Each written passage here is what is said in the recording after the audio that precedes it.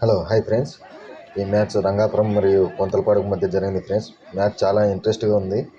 Full video చూడాలనుకుంటే కింద డిస్క్రిప్షన్లో లింక్ ఇస్తాను, అందులో వెళ్ళి చూడండి ఫ్రెండ్స్. అలాగే వీడియో నచ్చితే లైక్ చేయండి, కామెంట్ చేయండి, షేర్ చేయండి. అలాగే నా ఛానల్ను సబ్స్క్రైబ్ చేసుకోండి.